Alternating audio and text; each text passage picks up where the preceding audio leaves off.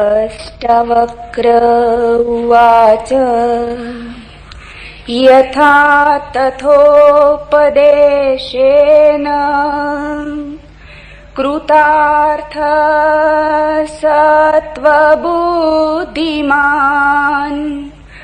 आजीवम् अपि जिज्ञासु परस्तत्र विमुह्यति मोक्षो विषयवैरस्यम् बन्धो वैषयिकसः एतावदेव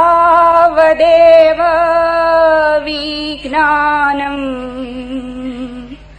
यथेच्छसि तथा कुरु वाग्मी प्राज्ञमहोद्योगम् जनम् मुखजडालसम् करोति तत्त्वबोधोऽयम् अत त्यक्त बुभुक्षुभिः न त्वं देहो न ते देहो भोक्ता कर्ता न वा भवान् चिद्रूपोऽसि सदा साक्षी निरपेक्ष सुखं चर रागद्वेषो मनोधर्मो न मनस्ते कदाचन निर्विकल्पोऽसि बोधात्मा निर्विकार सुखं चर सर्वभूतेषु चात्मानम् सर्वभूतानि चात्मनि विज्ञाय निरंकारो निर्मम सुखी भव विश्वं स्फुरति यत्रेदम् तरंग इव सागरे तत्त्वमेव न संदेह चिन्मूर्ते विज्वरो भव। पूर्वी शास्त्र सागर की तरंगों जैसे हैं। तरंग पर तरंग, एक जैसी तरंग। सागर कभी थकता नहीं। जब पहली बार पश्चिम में पूरब के शास्त्रों के अनुवाद होने शुरू हुए तो पश्चिमी विचारक जिस बात से सदा परेशान रहे वह थी कि पूरब के शास्त्रों में बड़ी पुनरुक्ति है। वही बात फिर कही है, थोड़े थोड़े भेद से, थोड़े शब्दों के अंतर से वही सत्य बार बार उद्घाटित किया है। पश्चिम के लिखने का ढंग दूसरा है। बात संक्षिप्त में लिखी जाती, एक बार कह दी फिर उसकी पुनरुक्ति नहीं की जाती। पूरब का ढंग बिल्कुल भिन्न है, क्योंकि पूरब ने जाना कि कहने वाले का सवाल नहीं है, सुनने वाले का सवाल है। सुनने वाला बेहोश है, बार बार कहने पर भी सुन लेगा यह भी पक्का नहीं। बार बार कहने पे सुन ले तो भी बहुत, बार बार कहने पे भी चूक जाए यही ज्यादा संभव है। ये सत्य इतने बड़े हैं कि एक बार में तो समझ में ही नहीं आते, 1000 बार में भी नहीं आते। फिर कहा जाता है कि अच्छा शिक्षक वही है जो अपनी कक्षा में आखिरी विद्यार्थी को ध्यान में रख के बोले। कक्षा में सब तरह के विद्यार्थी हैं, प्रथम कोटि के, द्वितीय कोटि के, तृतीय कोटि के। जिनका बुद्धि अंक बहुत है वे भी हैं, जिनके पास बुद्धि बहुत दुर्बल है वे भी हैं। अच्छा शिक्षक वही है जो आखिरी विद्यार्थी को ध्यान में रख के बोले। प्रथम विद्यार्थी को ध्यान में रख के बोले तो एक समझेगा, 29 बिना समझे रह जाएंगे। अंतिम को ध्यान में रख के बोले तो 30 ही समझ पाएंगे। पूरब के शास्त्र परम सत्य को भी कहते हैं तो अंतिम को ध्यान में रखकर कहते, इसलिए बहुत पुनरुक्ति है, बार बार वही बात कही गई है, इससे तुम घबराना मत। और फिर भी पुनरुक्ति एकदम पुनरुक्ति नहीं है, हर पुनरुक्ति में सत्य की कोई नई झलक है। सागर के किनारे बैठ के देखो, लहरें आती हैं, एक सी ही लगती हैं, लेकिन और थोड़े गौर से देखना तो कोई लहर दूसरी जैसी नहीं। बहुत ध्यानपूर्वक देखोगे तो हर लहर का अपना हस्ताक्षर, अपना ढंग, अपनी लय, अपना रूप, अपनी अभिव्यक्ति।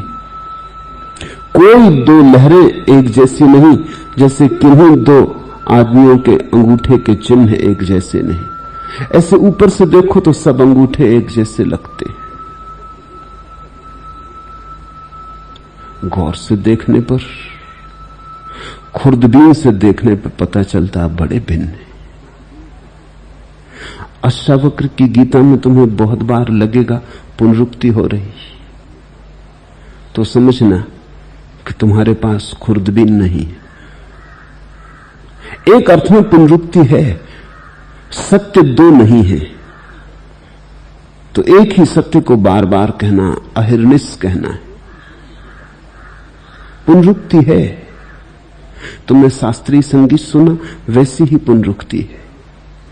शास्त्रीय संगीतज्ञ एक ही पंक्ति को दोहराए चला जाता, लेकिन जो जानता है, जिसे शास्त्रीय संगीत का स्वाद है, वो देखेगा कि हर बार दोहराता है लेकिन नए ढंग से। हर बार उसका जोर अलग अलग हिस्से पर होता है। पंक्ति वही होती, जोर बदल जाता।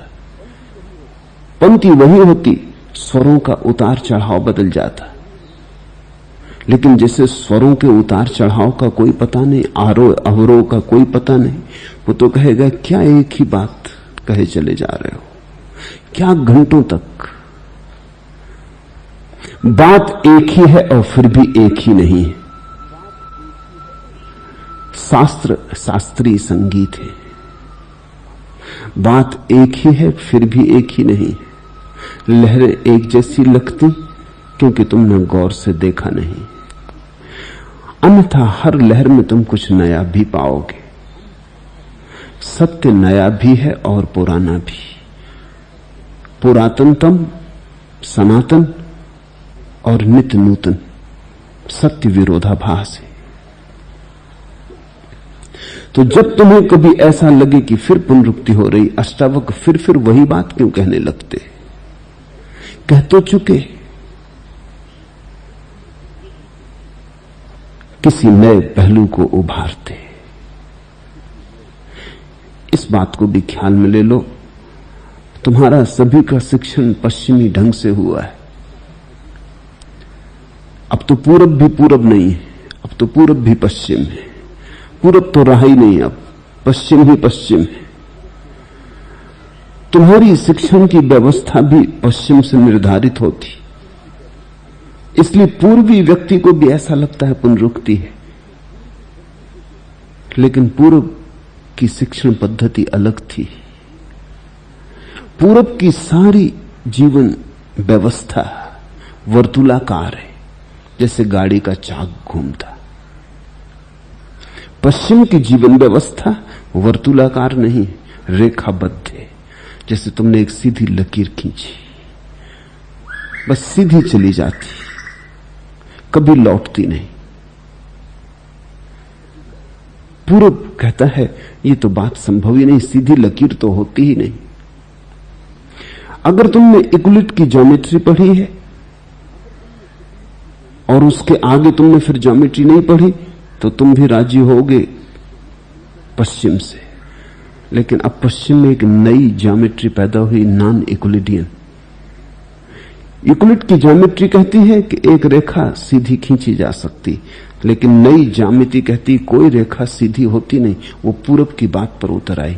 इस जमीन गोल है, जमीन पे तुम कोई भी रेखा खींचोगे, अगर खींचते ही चले जाओ वो वर्तुल बन जाएगी। तुम छोटी से कागज पे खींचते हो, तुम्हें लगता है कि सीधी रेखा है। जरा खींचते जाओ तो तुम एक दिन पाओगे तुम्हारी रेखा वर्तुलाकार बन गई। इस पृथ्वी पर कोई चीज सीधी हो नहीं सकती, पृथ्वी वर्तुलाकार है और जीवन की सारी गतिविधि वर्तुलाकार है। देखते हो, गर्मी आती, वर्षा आती, शीत आती, फिर गर्मी आ जाती। घूम गया चाक। आकाश में तारे घूमते, सूरज घूमता, सुबह सांझ चांद घूमता, बचपन, जवानी, बुढ़ापा घूमता। तुम देखते हो चाक घूम जाता। जीवन में सभी वर्तुलाकार है, इसलिए पूरब के शास्त्र को का जो वक्तव्य है वो भी वर्तुलाकार है। वो जीवन के बहुत अनुकूल है। वही चाक फिर घूम जाता। भला भूमि नहीं हो, बैलगाड़ी पर बैठे हो, चाक वही घूमता रहता, भूमि नहीं आती जाती। अगर तुम चाक को ही देखो तो कहोगे कि क्या पुनरुक्ति हो रही, लेकिन अगर तुम चारों तरफ गौर से देखो तो वृक्ष बदल गए राह के किनारे के, जमीन की धूल बदल गई। कभी रास्ता पथरीला था, कभी रास्ता सम आ गया। सूरज बदल गया, सांझ थी, रात हो गई, चांद तारे आ गए। चाक पर ध्यान रखो तो वही चाक घूम रहा है, लेकिन अगर पूरे विस्तार पर ध्यान रखो तो चाक वही है, फिर भी सब कुछ नया होता जा रहा है। इसे स्मरण रखना, नहीं तो ये ख्याल आ जाए कि पुनरुक्ति है तो आदमी सुनना बंद कर देता, सुनता भी रहता, फिर कहता ठीक है ये तो मालूम है। पहला सूत्र, सत्व बुद्धि वाला पुरुष जैसे तैसे यानी थोड़े से उपदेश से भी कृतार्थ होता है। असत बुद्धि वाला पुरुष आजीवन जिज्ञासा करके भी उसमें मोह को ही प्राप्त होता है। यथा तथोपदेशेन कृतार्था सत्व बुद्धिमान आजीवमपि जिज्ञासु परस्तत्र विमुह्यति। जिसके पास थोड़ी सी जागी हुई बुद्धि है वो तो थोड़े से उपदेश से भी जाग जाता, जरा सी बात चोट कर जाती। जिसके पास सोई हुई बुद्धि है उस पे तुम लाख चोटें करो वो करवट ले लेके सो जाता। बुद्ध के पास एक व्यक्ति आया एक सुबह, उसने आके बुद्ध के चरणों में प्रणाम किया और कहा कि शब्द से मुझे मत कहें। शब्द तो मैं बहुत इकट्ठे कर लिया हूं, शास्त्र मैंने सब पढ़ लिए, मुझे तो शून्य से कह दे, मौन से कह दे, मैं समझ लूंगा, मुझ पे भरोसा करें। बुद्ध ने उसे गौर से देखा और आंख बंद कर ली और चुप बैठ गए। वो आदमी भी आंख बंद कर लिया और चुप बैठ गया। बुद्ध के शिष्य तो बड़े हैरान हुए कि ये क्या हो रहा है। पहले तो उसका प्रश्न ही थोड़ा अजीब था कि बिना शब्द के कह दें और भरोसा करें मुझ पर, और मैं शास्त्र से बहुत परिचित हो गया हूं, अब मुझे निशब्द से कुछ खबर दें। सुनने योग्य सुन चुका, पढ़ने योग्य पढ़ चुका, पर जो जानने योग्य है वो दोनों के पार मालूम होता। मुझे तो जना दे, मुझे तो जगा दे, ज्ञान मांगने नहीं आया हूं, जागरण की भिक्षा मांगने आया हूं। एक तो उसका प्रश्न ही अजीब था और फिर बुद्ध का चुपचाप उसे देख के आंख बंद कर लेना और फिर उस आदमी का भी आंख बंद कर लेना, बड़ा रहस्यपूर्ण हो गया। बीच में बोलना ठीक भी न था। कोई घड़ी भर ये बात चली, चुपचाप मौन ही मौन में कुछ संतरण हुआ, कुछ लेन देन हुआ। वो आदमी बैठा बैठा मुस्कुराने लगा, आंख बंद किए ही किए। उसके चेहरे पर एक ज्योति आ गई। वो झुका, उसने फिर प्रणाम किया, बुद्ध को धन्यवाद दिया और कहा बड़ी कृपा, जो लेने आया था मिल गया और चला गया। आनंद ने पूछा कि ये क्या मामला है बुद्ध को, क्या हुआ आप दोनों के बीच, क्या हुआ? हम तो सब कोरे के कोरे रह गए। हमारी पकड़ तो शब्द तक है, हमारी पहुंच भी शब्द तक है। निशब्द में क्या घटा? हम तो बहरे के बहरे रह गए। हमें तो कुछ कहें, शब्द में कहें। बुद्ध ने कहा आनंद, तू अपनी जवानी में बड़ा प्रसिद्ध घुड़सवार था, योद्धा था। घोड़ों में तूने फर्क देखा? कुछ घोड़े होते हैं मारो मारो बामुश्किल चलते, मारो तो भी नहीं चलते, खच्चर जिनको हम कहते। कुछ घोड़े होते हैं आनंद, मारते ही चल पड़ते। और कुछ घोड़े ऐसे भी होते हैं कि मारने का मौका नहीं देते। तुम कोड़ा फटकारो, बस फटकार काफी। कुछ घोड़े ऐसे भी होते हैं आनंद की कोड़ा फटकारो भी मत, कोड़ा तुम्हारे हाथ में, घोड़ा सजग हो जाता है, बात काफी हो गई, इतना इशारा काफी। और आनंद ऐसे भी घोड़े तूने जरूर देखे होंगे, तू बड़ा घुड़सवार था, कि कोड़ा तो दूर, कोड़े की छाया भी काफी होती। ये ऐसा ही घोड़ा था, इसको कोड़े की छाया काफी थी। सत्व बुद्धि का अर्थ होता है जो शब्द के बिना भी समझने में तत्पर हो गया है। सत्व बुद्धि का अर्थ होता है जो सत्य को सीधा सीधा समझने के लिए तैयार है, जो आनाकानी नहीं करता, जो इधर उधर नहीं देखता, जो सीधे सीधे सत्य को देखता है, वही सत्व बुद्धि है। सत्य को देखने की प्रक्रिया आती कैसे? आदमी सत्व बुद्धि कैसे होता है? इससे तुम उदास मत हो जाना कि अगर हम असत बुद्धि हैं तो हम क्या करें। सत बुद्धि होते तो समझ लेते, अब असत बुद्धि है तो क्या करें। और तुम्हारे शास्त्रों की जिन्होंने व्याख्या की है उन्होंने भी कुछ ऐसा भाव पैदा करवा दिया है कि जैसे परमात्मा ने दो तरह के लोग पैदा किए, सत्व बुद्धि और असत्व बुद्धि। तो फिर तो कसूर परमात्मा का, फिर तुम्हारा क्या? अब तुम्हारे पास असत बुद्धि है तो तुम करोगे भी क्या? तुम्हारा बस क्या है? तुम तो परतंत्र हो गए। नहीं, मैं इस भ्रांति को तोड़ना चाहता हूं। सत्व बुद्धि और असत बुद्धि ऐसी कोई दैनगियां नहीं। तुम न तो सत्व बुद्धि लेके आते ना असत्व बुद्धि लेके आते। इस जीवन के अनुभव से ही सत्व बुद्धि पैदा होती या नहीं पैदा होती। तो मेरी व्याख्या तुम ख्याल में ले लो।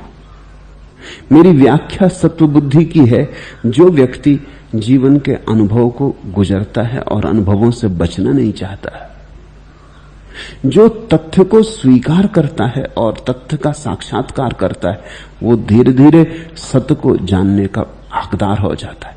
तथ्य के साक्षात्कार से सत्य के साक्षात्कार का अधिकार उत्पन्न होता है, उसकी बुद्धि सत्व बुद्धि हो जाती। जिससे फर्क समझो,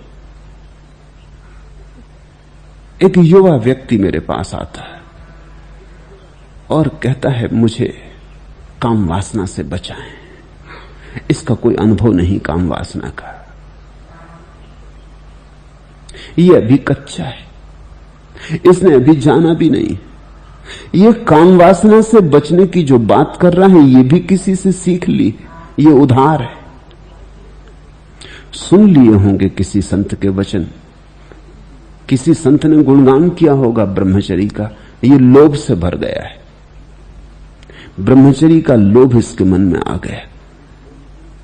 इसे बात तर्क से जच गई है, लेकिन अनुभव तो इसका गवाही हो नहीं सकता, अनुभव इसका है नहीं। इसकी बुद्धि को स्वीकार हो गई, इसने बात समझ ली, गणित की थी, लेकिन इसके अनुभव की कोई साक्षी इसकी बुद्धि के पास नहीं है। तो ये तथ्य को अभी इसने अनुभव नहीं किया। और अगर ये ब्रह्मचर्य की चेष्टा में लग जाए तो लाख उपाय करे, ये ब्रह्मचर्य को उपलब्ध ना हो सकेगा। इसके पास ब्रह्मचर्य को समझने की सत्व बुद्धि ही नहीं। एक आदमी है जो अभी दौड़ा नहीं जगत में और दौड़ने के पहले ही थक गया है, जो कहता है मुझे तो बचाएं इस आपाधापी से। इसे आपाधापी का कोई निज अनुभव नहीं। इसने दूसरों की बातें सुन ली, जो थक गए हैं उनकी बातें सुन ली, लेकिन जो थक गए हैं उनका अपना अनुभव है। ये अभी थका नहीं है खुद, अभी इसके जीवन में तो ऊर्जा भरी, अभी महत्वाकांक्षा का संसार खुलने ही वाला है और ये उसे रोक रहा है। ये रोक सकता है चेष्टा करके, लेकिन वही चेष्टा इसके जीवन में अवरोध बन जाएगी। अनुभव से व्यक्ति सत्व को उपलब्ध होता है। इसलिए मैं कहता हूं, जो भी तुम्हारे मन में कामना वासना हो, जल्दी भागना मत, कच्चे कच्चे भागना मत। फल पक जाए तो अपने से गिरता है, तब फल सत्व को उपलब्ध होता है। कच्चा फल जबरदस्ती तोड़ लो, सड़ेगा और घाव भी वृक्ष को लगेगा और जबरदस्ती भी करनी पड़ेगी, और पके फल की जो सुगंध है वो भी इसमें नहीं होगी, स्वाद भी नहीं होगा, कड़वा और तिक्त होगा। अभी इसे वृक्ष की जरूरत थी। वृक्ष तो किसी फल को तभी छोड़ता है जब देखता है जरूरत पूरी हो गई। वृक्ष से फल को जो मिलना था मिल गया, सारा रस मिल गया। अब इस वृक्ष में इस फल को लटकाए रखना बिल्कुल अर्थहीन है। ये फल कृतार्थ हो चुका, यश की यात्रा का क्षण आ गया। अब वृक्ष इसको छुटकारा देगा, छुट्टी देगा, इसे मुक्त करेगा, ताकि वृक्ष अपने रस को किसी दूसरे कच्चे फल में बहा सके, ताकि कोई दूसरा कच्चा फल पके। सत्व बुद्धि का मेरा अर्थ है जीवन के अनुभव से ही तुम्हारे जीवन की शैली निकले, तो तुम धीरे धीरे सत्व को उपलब्ध होते जाओगे। और जब कोई सत्व को उपलब्ध व्यक्ति सुनने आता तो तत्क्षण बात समझ में आती, कोड़ा भी, कोड़े की छाया भी। अब जिस घोड़े ने कभी कोड़ा ही नहीं देखा और कोई कभी उस पर सवार भी नहीं हुआ और कभी किसी ने कोड़ा मारा भी नहीं और जिससे कोड़े की पीड़ा का कोई अनुभव नहीं, वो कोड़े की छाया से नहीं चलने वाला। वो तो कोड़े की चोट को भी नहीं चलेगा, वो तो कोड़े की चोट से हो सकता है और अड़ के खड़ा हो जाए। जिस बात का अनुभव नहीं है उस बात से हमारे जीवन की समरसता नहीं होती। सत्व बुद्धि वाला पुरुष जैसे तैसे थोड़े से उपदेश से भी कृतार्थ होता है, जैसे तैसे। सत्य बुद्धिमान यथा तथोपदेशेन, ऐसा छोटा मोटा भी मिल जाए उपदेश, बुद्ध के वचनों की एक कड़ी पकड़ में आ जाए, बस काफी हो जाती। बुद्ध के दर्शन मिल जाएं, काफी हो जाता। किसी जागृत पुरुष के साथ 2 घड़ी चलने का मौका मिल जाए, काफी हो जाता। लेकिन यह काफी तभी होता जब जीवन के अनुभव से इसका मेल बैठता हो। बुद्ध बैठे हों और छोटे छोटे बच्चों को तुम वहां ले जाओ तो इन पर तो कोई परिणाम नहीं होगा। इनको तो शायद बुद्ध दिखाई भी ना पड़ेंगे। शायद ये बच्चे हंसी ठिठोली भी करेंगे कि आदमी बैठा हुआ वृक्ष के नीचे कर क्या रहा, अरे कुछ करो, ये आंख बंद करके क्यों बैठा है। शायद छोटे बच्चों को थोड़ा बहुत कुतूहल पैदा हो सकता है क्योंकि बड़ा भिन्न दिखाई पड़ता है, लेकिन कुतूहल से ज्यादा कुछ भी पैदा ना होगा, जिज्ञासा पैदा ना होगी कि इससे कुछ पूछे। पूछने को अभी जीवन में प्रश्न कहां, अभी जीवन समस्या कहां बना, अभी जीवन उलझा कहां, अभी तो जीवन की धारा में बहे ही नहीं, अभी जीवन का कष्ट नहीं भोगा, जीवन की पीड़ा नहीं मिली, अभी कांटे नहीं चुभे, तो पूछने को क्या है, जानने को क्या है।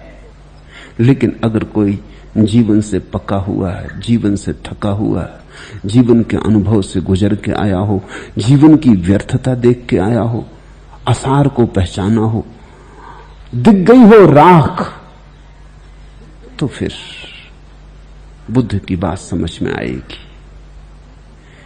प्रत्येक चीज के समझने की एक घड़ी, ठीक घड़ी न हो तो कुछ समझ में आता नहीं। तुम्हारे सामने कोई वान गाग की सुंदरतम कलाकृति रख दे, लेकिन अगर तुम्हें कलाकृतियों का कोई रस नहीं है तो शायद तुम नजर भी ना डालोगे। तुम्हारे सामने कोई सुंदरतम गीत गाए, लेकिन गीत का तुम्हें कोई अनुभव नहीं, तुम्हारे प्राण में कोई वीणा गीत से बजती नहीं, तो तुम्हें कुछ भी ना होगा। तुम में वही हो सकता है जिसकी तुम्हारे भीतर तैयारी है। और जब बाहर से कोई शब्द की अमृत वर्षा होती और तुम्हारी तैयारी से मेल खा जाता है, तो एक अपूर्व अनुभूति की शुरुआत होती। यथा तथोपदेशेन, जैसे तैसे भी हाथ में कुछ बूंदें भी लग जाएं तो सागर का पता मिल जाता है, कृतार्थ हो जाता व्यक्ति। कृतार्थ शब्द बड़ा सुंदर है। कृतार्थ का अर्थ होता है सुनकर ही न केवल अर्थ प्रकट हो जाता जीवन में, बल्कि कृति भी प्रकट हो जाती। सुनकर ही कृति और अर्थ दोनों फलित हो जाते। कभी ऐसा होता है कि कोई बात सुन के ही तुम बदल जाते हो, तब कृतार्थ हुए। सुना नहीं कि बदल गए।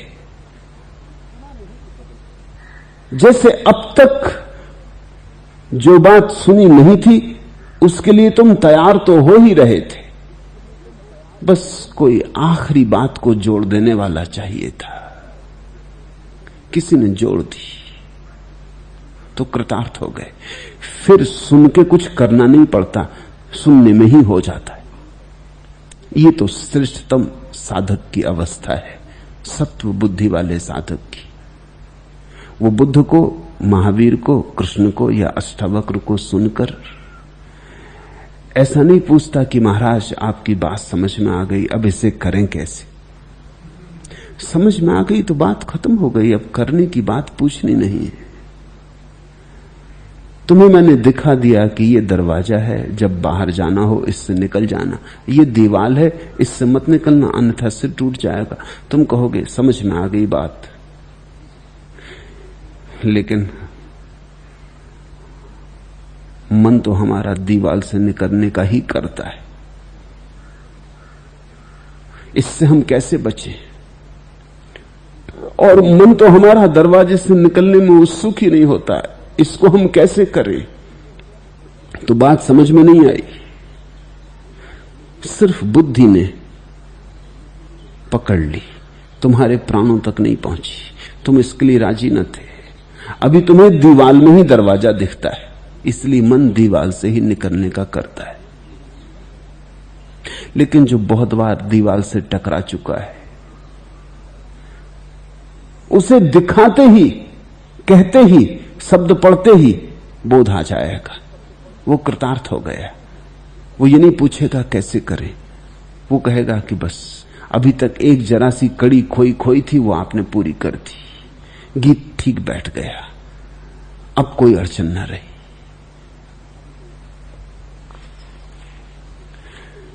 सत्व बुद्धि वाला पुरुष जैसे तैसे यानी थोड़े उपदेश से भी कृतार्थ होता है।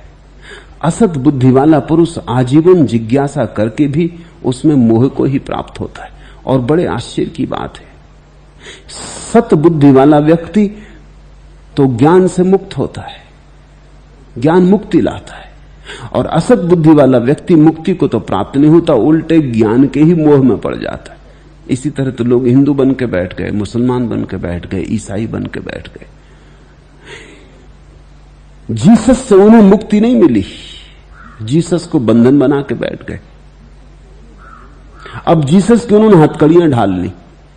राम ने उन्हें छुटकारा नहीं दिलवाया, राम तो छुटकारा ही दिलवाते थे, लेकिन तुम छूटना नहीं चाहते, तो तुम राम की भी जंजीर ढाल लेते हो। तुम हिंदू बन के बैठ गए, कोई जैन बन के बैठ गया, कोई बौद्ध बन के बैठ गया। बुद्ध बनना था, बौद्ध बन के बैठ गए। बुद्ध बनते तो मुक्त हो जाते, बौद्ध बन गए तो शब्दों का, सिद्धांतों का, शास्त्रों का जाल हो गया।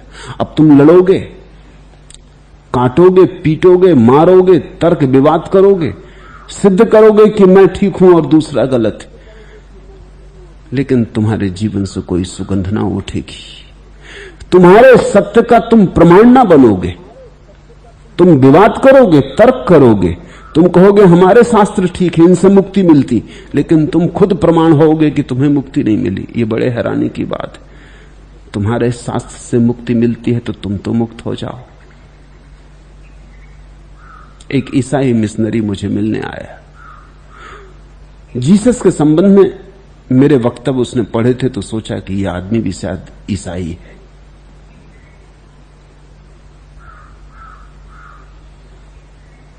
ईसाई ना भी हो तो ईसा को प्रेम करने वाला तो है। तो वो मुझे मिलने आया और कहने लगा, अब आपको ईसाई होने से कौन सी बात रोक रही?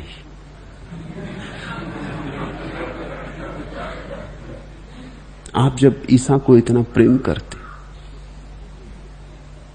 तो आप ईसाई क्यों नहीं हो जाते? मैंने कहा, मैं ईसाई हो गया। ईसाई तो वो हों जो ईसा ना हो सकते हो। वो थोड़ा हैरान हुआ, उससे थोड़ी चोट भी लगी। उसने कहा कि ये तो हो ही नहीं सकता, ईसा तो बस एक ही हो सकता है। तो मैंने कहा, तुम्हें बस कार्बन कापी होने का ही अवसर बचा, अब तुम मूल नहीं हो सकते, अब तुम उधार ही होगे,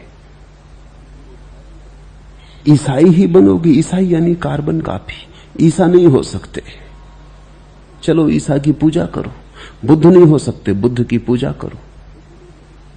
लेकिन सारी चेष्टा ईसा की यही है कि तुम ईसा हो जाओ, और बुद्ध की सारी चेष्टा यह है कि तुम बुद्धत्व को उपलब्ध हो जाओ।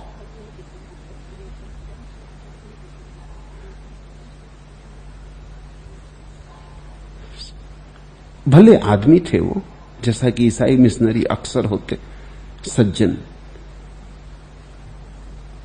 सज्जनोचित ढंग से वो मुझसे विदा होने लगे। कहने लगे कि फिर भी आप काम अच्छा कर रहे हैं, कम से कम ईसा का नाम तो पहुंचाते। यही काम हम भी कर रहे हैं। वो दूर बस्तर में आदिवासियों को ईसाई बनाने का काम करते। मैंने उनसे पूछा कि तुम्हें देख के मुझे यह प्रमाण नहीं मिलता कि ईसा सही है।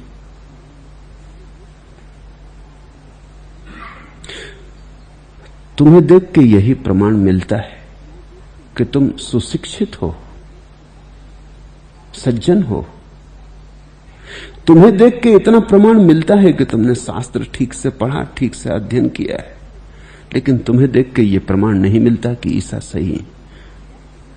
तुम दूसरे को बदलने में लगे हो, लेकिन स्वयं को बदला? तो उन्होंने क्या मुझसे कहा कि स्वयं को मुझे बदलने की जरूरत नहीं, वो तो मैंने ईसा पे छोड़ दिया, वही मुक्ति देने वाले मुक्तिदाता, वो मुझे बदलेंगे, वो मेरे गवाह हैं। जब परमात्मा के सामने कयामत के दिन खड़ा किया जाऊंगा तो वो मेरी गवाही देंगे कि हां, ये मेरा काम कर रहा था। मैंने कहा, तुम उनका काम कर रहे हो, लेकिन उनका काम तभी कर सकते हो जब उन जैसे हो जाओ, और तो कोई काम करने का रास्ता नहीं। तुम अपनी बेसुरी आवाज में सुंदरतम गीत भी गुनगुनाओ तो भी व्यर्थ है। तुम्हारा राग, तुम्हारा सुर वैसा ही सुंदर होना चाहिए।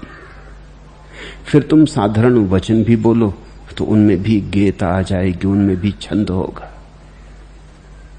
तुम दूसरे को मुक्त करने की कोशिश में लगे और ईसा तुम्हें मुक्त करेंगे, और तुम दूसरे को मुक्त कर रहे हो। तुम अभी मुक्त हो या नहीं? आदमी ईमानदार थे, उन्होंने कहा, अभी तो मैं मुक्त नहीं हूं, अभी तो सब झंझटें जैसी आदमी की होती मेरी। तो मैंने कहा, कम से कम तुम इतना तो करो कि ईसा का प्रेम तुम्हें मुक्त कर दिया, इसके प्रमाण तो बनो। फिर जिन्हें भी रस होगा वो तुम्हारे पास बदलने को आ जाएंगे। तुम्हें गांव-गांव, घर-घर जाके आदमी को बदलने की जरूरत नहीं। ईसाइयों की संख्या बढ़ाने से थोड़ी कुछ होगा, लेकिन यही होता। मुसलमान अपनी कुरान को पकड़ के बैठा, हिंदू अपनी गीता को पकड़ के बैठा।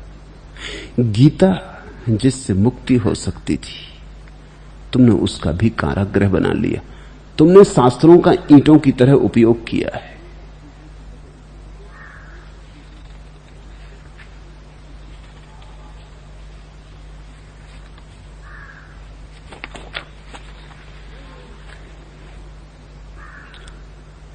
असत बुद्धि वाला पुरुष जीवन भर जिज्ञासा करके भी उसमें मोह को ही प्राप्त होता है।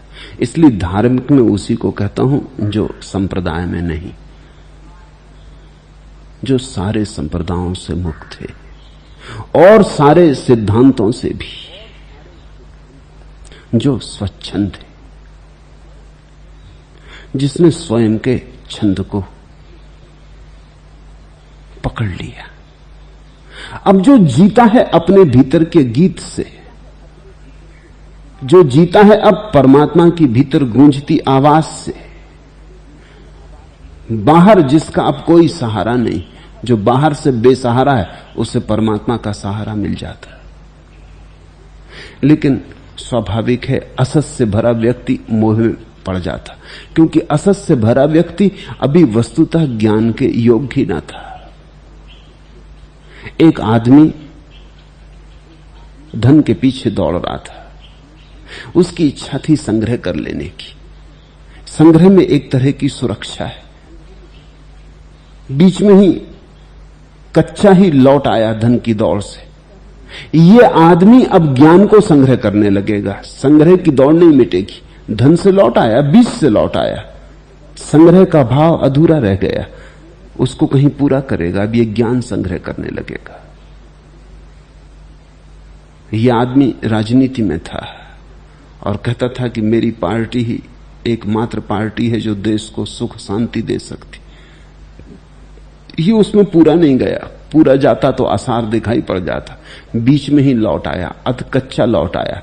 ये किसी धर्म में सम्मिलित हो गया, हिंदू हो गया। तो अब ये कहता है हिंदू धर्म ही एकमात्र धर्म है जो दुनिया की मुक्ति ला सकता। ये राजनीति है, धर्म नहीं। ये आदमी अधूरा लौट आया।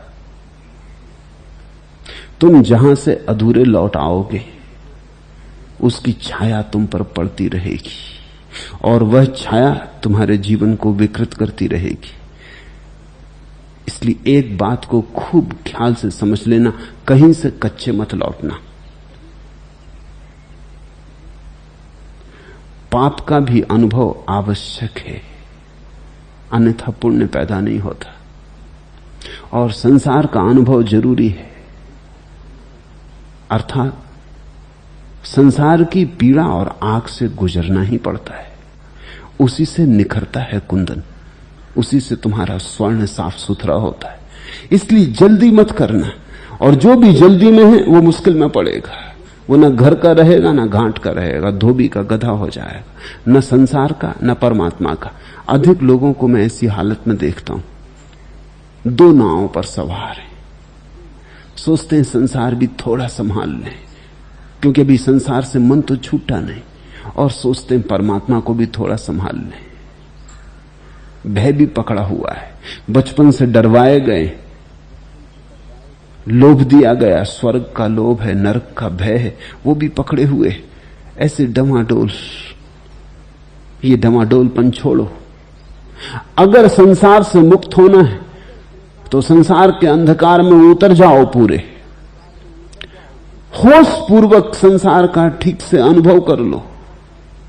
वही होश तुम्हें बता जाएगा, आत्यंतिक रूप से बता जाएगा कि संसार सपना है। उसके बाद तुम में सत्व बुद्धि पैदा होती। संसार सपना है ऐसी प्रतीति ही सत्व बुद्धि की प्रतीति।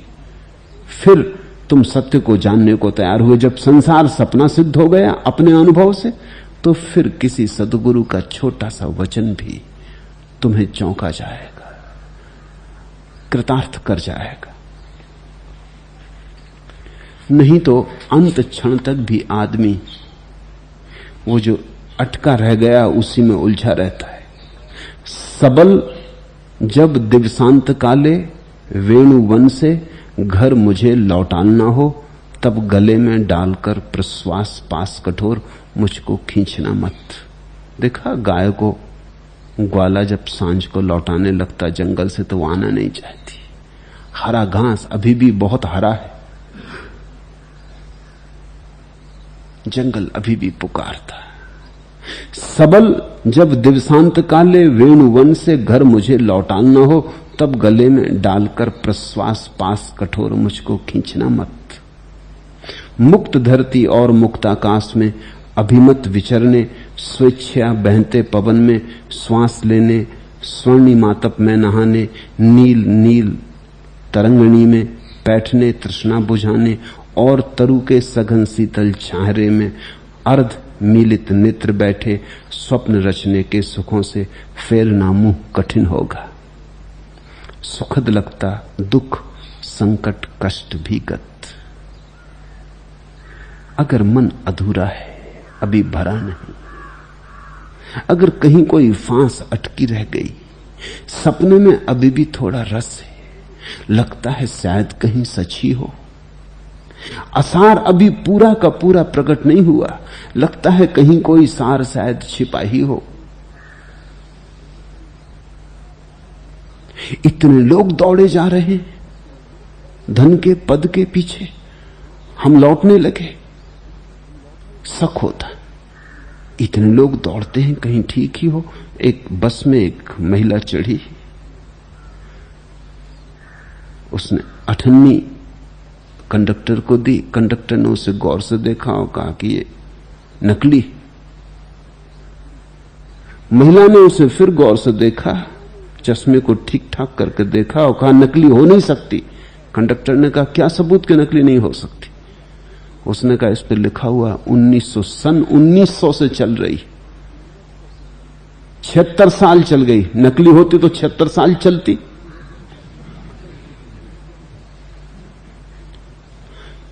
संसार चल रहा है, झूठा होता तो इतना अनंत काल तक चलता।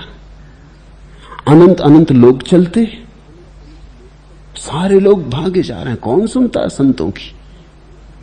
संत तो ऐसे ही हैं जैसे कि किसी का दिमाग खराब हो गया हो। कौन सुनता है इनकी? कभी करोड़ में एकाध कोई संत होता जो कहता संसार सपना है। इसकी माने कि करोड़ की माने? ये एक गलती में हो सकता है, करोड़ गलती में होंगे? ये तो सीधा सा तर्क है, साफ सुथरा है कि करोड़ गलती में नहीं हो सकते।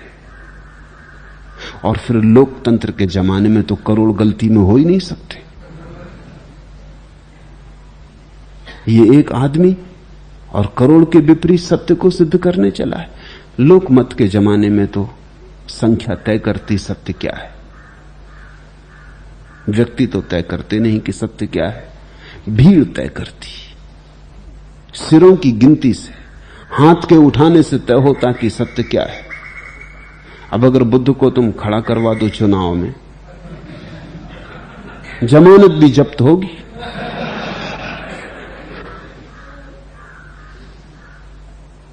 कौन इनकी सुनेगा? ये जो बातें कह रहे हैं न मालूम किस कल्पना लोग की। अभी तो तुम्हें कल्पना सच मालूम होती, इसलिए सच कल्पना मालूम होगा तो लौटना कठिन तो होता है। और फिर जिन दुखों में हम रहने के आदी हो गए, उन दुखों से भी एक तरह की दोस्ती बन जाती। तुमने कभी देखा अगर 2-4 साल कोई बीमारी में रह गए तो निकलने का मन नहीं होता। कहो तुम लाख कितना, निकलने का मन नहीं होता। बीमारी के भी सुख है, बिस्तर पे पड़े हैं, सब पे रोब गांठ रहे हैं, न नौकरी पे जाना पड़ता, न दुकान करनी पड़ती। पत्नी भी पैर दाबती जो पहले कभी न दाबती थी, दबाने की आकांक्षा रखती थी, अब पैर दाबती। बच्चे सुनते, शोरगुल नहीं करते, कमरे से दबे पांव निकलते कि पिताजी बीमार है। मित्र भी देखने आते, सभी की सहानुभूति, सभी का प्रेम बरसता, तुम अचानक महत्वपूर्ण हो गए हो। 2-4 साल बीमार रहने के बाद चिकित्सक कहते हैं कि शरीर तो ठीक हो जाए लेकिन मन का रस लग जाता बीमारी। ज्यादा देर बीमार रहना कठिन, खतरनाक है, क्योंकि शरीर तो ठीक हो सकता है लेकिन मन को अगर रस पकड़ गया तो फिर शरीर ठीक नहीं हो सकता। फिर तुम कोई नई नई बीमारियां खोजते रहोगे। बीमारी में तुम्हारा न्यस्त स्वार्थ हो गया। बीमारी भी सुख देने लगी, दुख भी सुख देने लगा। दुख में भी बहुत दिन रहने के बाद ऐसा लगता है दुख संगी साथी है, कम से कम अकेले तो नहीं, दुख तो है, बात करने को कुछ तो है। एक महिला एक डॉक्टर के पास पहुंची, बड़े सर्जन के पास, और कहा कि मेरा कोई ऑपरेशन कर दे। कोई ऑपरेशन? उसने पूछा तुम्हें हुआ क्या है, बीमारी क्या? उसने कहा बीमारी मुझे कुछ भी नहीं, लेकिन आप कोई भी ऑपरेशन कर दें। डॉक्टर ने कहा लेकिन इसका प्रयोजन समझ में नहीं आ रहा। उसने कहा कि जब भी मिलती हूं दूसरी महिलाओं से, किसी ने टांसिल निकलवा लिए, किसी ने अपेंडिक्स निकलवा ली, किसी ने कुछ, मेरा कुछ नहीं निकला, तो बात करने को ही कुछ नहीं। आप कुछ भी निकाल दें, चर्चा को तो कुछ हो जाता। और जब आपकी अपेंडिक्स निकलती तो सारा गांव सहानुभूति बतलाता, जैसे कि आपने कोई महान कार्य किया है, कि धन्य कि आप पृथ्वी पे हैं और आपकी अपेंडिक्स निकल गई और हम अभागे अभी तक बैठे। तुमने जरा देखा जब लोग अपने दुख की कथा सुनाने लगते हैं, तुमने उनकी आंखों में रस देखा? तुम अगर किसी की दुख की कथा ना सुनो तो वो नाराज हो जाता है। मतलब साफ है, वो एक रस ले रहा था। लोग अपने दुख को बढ़ा चढ़ा के कहते, जरा जरा सा दुख हो तो उसको खूब बढ़ा के कहते, क्योंकि छोटे दुख को कौन सुनेगा, बड़ा करके कहते और चाहते हैं तुम गौर से सुनो, ध्यान पूर्वक सुनो। देखते रहते हैं कि तुम उपेक्षा तो नहीं कर रहे। ये तो बड़ी आश्चर्य की बात हुई। ये तो ऐसा हुआ कि जैसे कोई अपने घाव को कुरेदता हो। घाव को भी लोग कुरेदते। कम से कम पीड़ा से इतना तो पता चलता है कि हम हैं, निश्चित हम हैं। पीड़ा इतना तो सबूत देती है कि हमारा अस्तित्व है। सिर में दर्द होता है तो सिर का पता तो चलता है, अपने होने का एहसास तो होता है कि मैं भी कुछ हूं, अन्यथा कुछ कारण नहीं है होने का। पता भी नहीं चलता कि हूं भी कि सपना हूं। दुख हमें बांधे रखते हैं यथार्थ से। अगर दुख बिल्कुल ना हो तो तुम्हें कई बार शक होने लगेगा। यहां मेरे पास बहुत बार ऐसा मौका आता है, लोग आते हैं, ध्यान करते हैं, अगर 2-4 महीने रुक गए और ध्यान में गहरे उतर गए तो एक घड़ी ऐसी निश्चित आ जाती जब सुख की बड़ी तरंगें उठने लगती। तब वो मुझसे आके कहते हैं कि सपना तो नहीं है, ये कल्पना तो नहीं है। मैं उनसे पूछता हूं कि तुम जीवन भर दुखी रहे तब तुमने कभी ना कहा कि ये दुख कहीं सपना तो नहीं है, कल्पना तो नहीं है। अभी पहली दफे सुख की तरंग उठी तो तुम कहते हो कहीं कल्पना तो नहीं। सुख को मानने का मन नहीं होता, सुख को झुटलाने की इच्छा होती, दुख को मानने का मन होता है, क्योंकि दुख अतीत से चला आ रहा, लंबी पहचान है। तुम दुख से अजनबी नहीं हो, सुख से तुम बिल्कुल अजनबी हो। तुमने सुख जाना नहीं, इसलिए जब पहली दफे आता तो मानने का मन भी नहीं करता। और भी एक बात है जो ख्याल में रखना, जब तुम सुखी होते हो तो तुम्हारा अहंकार बिल्कुल लीन हो जाता, मिट जाता है। सुख में अहंकार बचता नहीं। सुख की परिभाषा यही है, अगर अहंकार बच जाए तो तुम्हारा सुख भी दुखी है। दुख अहंकार को बचाता है, सुख तो बिखेर देता है। सुखी आदमी तो निरअहंकारी हो जाता है। सुख की घड़ी इतनी बड़ी है कि आदमी का छोटा सा अहंकार विलीन हो जाता है। सुख मस्त कर देता, सुख डुला देता, सिंहासन से गिर जाता अहंकार। सुख एक उत्पात ले आता, उसमें तुम होते भी हो लेकिन पुराने अर्थों में नहीं होते, एक बड़ा नया अर्थ होता है। पुराना जो दुख से भरा हुआ तुम्हारा जीवन था और दुख के सहारे तुमने जो अहंकार खड़ा किया था वो नहीं होता, वो जा चुका। सुख की एक लहर होती, वो लहर तुम्हें ले गई, बहा गई। तुम अब किनारे पे अपने को पाते नहीं, इसलिए सुख को मानने की तैयारी नहीं होती और दुख को पकड़ने का मन होता।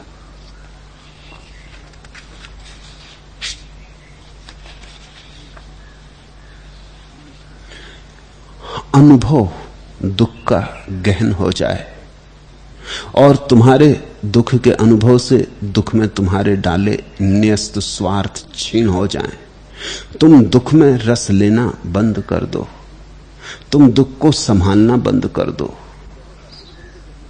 तुम बड़े हैरान होगे जब मैं तुमसे कहता हूं कि तुम दुख का त्याग करो। मेरे पास लोग आते हैं, वो कहते हैं दुख का तो हम त्याग करना ही चाहते। मैं नहीं देखता कि तुम करना चाहते, तुम्हें साफ नहीं तो दुख का त्याग कभी का हो जाता। तुम्हारे बिना पकड़े दुख रह नहीं सकता, तुम्हारे बिना बचाए बच नहीं सकता। शायद तुम बड़ी कुशलता से बचा रहे हो, शायद तुमने बड़ी होशियारी कर ली, तुमने बड़े छिपा लिए हैं जड़ें जिनसे तुम रस देते हो दुख को, लेकिन दुख तुम्हारे बिना उसके बच नहीं सकता। तुम कहते जरूर हो ऊपर से कि मैं दुख को मिटाना चाहता हूं, लेकिन गौर से देखो, सच में तुम दुख को मिटाने को राजी हो? दुख को मिटाने की वो जो महाक्रांति है उससे गुजरने को राजी हो? दुख मिटाने का अर्थ है मिटने को राजी हो, क्योंकि तुम्हारा अहंकार दुख का ही जोड़ है, उसका ही संग्रीभूत रूप है। इसे ऐसा समझें, जब तुम्हारे पेट में दर्द होता है तो पेट का पता चलता है, पेट में दर्द नहीं होता तो पेट का पता नहीं चलता। सिर में दर्द होता है तो सिर का पता चलता है, जब दर्द नहीं होता तो सिर का पता नहीं चलता। शरीर में कहीं भी पीड़ा हो तो उस अंग का पता चलता है। ज्ञानियों ने कहा है, जब तुम्हारी चेतना में पीड़ा होती तो तुम्हें पता चलता है कि मैं हूं, और जब सब संताप मिट जाता है, कोई पीड़ा नहीं रह जाती, तो पता ही नहीं चलता कि मैं हूं। वो जो न पता चलना है वो घबराता है, मैं नहीं। तो इससे तो दुख को ही पकड़े रहो, दुख के किनारे को ही पकड़े रहो, ये मझधार में तो डूबना हो जाए। तो जब तक कोई व्यक्ति दुख के अनुभव को इतनी गहराई से न देख ले कि उसे पता चल जाए कि दुख मैं हूं और मेरे होने में दुख नियोजित है, दुख के बिना मैं हो नहीं सकता, ऐसी गहन प्रतीति के बाद जब कोई सद्गुरु के पास आता है तो बस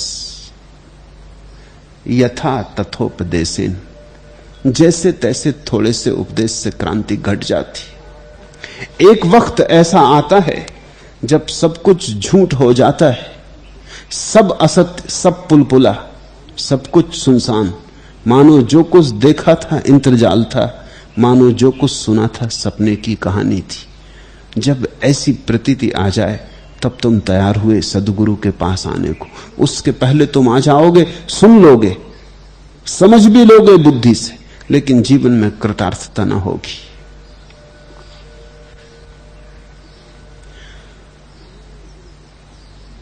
सद्गुरु के पास आने का तो एक ही अर्थ है कि तुम अनंत की यात्रा पर जाने को तत्पर हुए, सीमित से ऊब गए, सीमा को देख लिया, बाहर से थक गए, देख लिया बाहर कुछ भी नहीं, हाथ खाली के खाली रहे, सिकंदर बन के देख लिया, हाथ खाली के खाली रहे। तब अंतर की यात्रा शुरू होती। देख लिया जो दिखाई पड़ता था, अब उसको देखने की आकांक्षा होती जो दिखाई नहीं पड़ता और भीतर छिपा है। शायद जीवन का रहस्य और रस वहां हो, लेकिन जिसकी आंख में अभी बाहर का थोड़ा सा भी सपना छाया डाल रहा है वो लौट लौट आएगा। यही तो होता है, तुम ध्यान करने बैठते, आंख बंद करते, आंख तो बंद कर लेते, लेकिन मन तो बाहर भागता रहता, किसी का भोजन में, किसी का स्त्री में, किसी का धन में, किसी का कहीं, किसी का कहीं। तुमने ख्याल किया, ऐसे चाहे खुली आंख तुम्हारा मन इतना ना भागता हो। हजार कामों में उलझे रहते हो, मन इतना नहीं भागता। ध्यान करने बैठे कि मन भागा, ध्यान करते ही मन एकदम भागता है, सब दिशाओं में भागता है, न मालूम कहां कहां के ख्याल पकड़ लेता है, न मालूम किन किन पुराने संचित संस्कारों को फिर से जगा लेता है।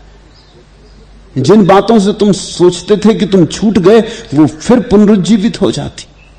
आंख बंद करते ही साफ पता चल जाता है कि तुम्हारा राग अभी बाहर से बंधा है। चिर सजग आंखें उन्नीदी, आज कैसा व्यस्त वाना, जाग तुझको दूर जाना।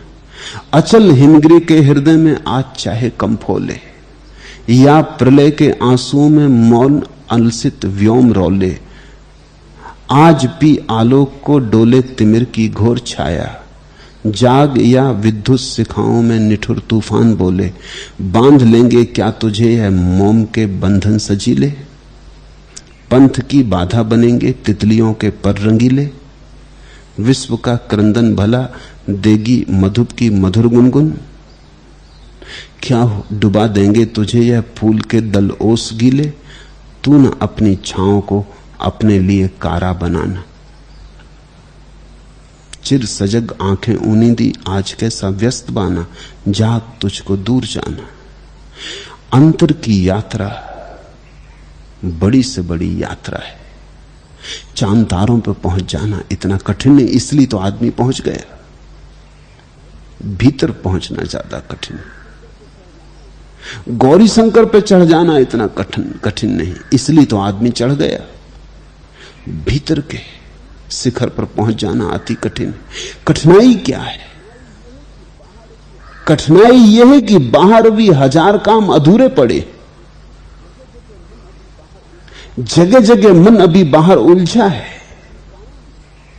रस अभी कायम है, धार भीतर बहे तो बहे कैसे? धार भीतर एक ही स्थिति में बहती है जब बाहर से सब संबंध अनुभव के द्वारा व्यर्थ हो गए। तुम भोग लो। भोगी अगर ठीक ठीक भोग में उतर जाए तो योगी बने रह नहीं सकता। भोग का आखिरी कदम योग है, इसलिए मैं भोग और योग को विपरीत नहीं कहता। भोग तैयारी है योग की, विपरीत नहीं। नास्तिकता आस्तिकता को भी विपरीत नहीं कहता। नास्तिकता सीढ़ी है आस्तिकता की। नहीं कह के ठीक से देख लो, नहीं कहने का दुख ठीक से भोग लो, नहीं कहने के कांटे को चुभ जाने दो प्राणों में, रो तड़फ लो, तभी तुम्हारे भीतर से हां उठेगी, आस्तिकता उठेगी।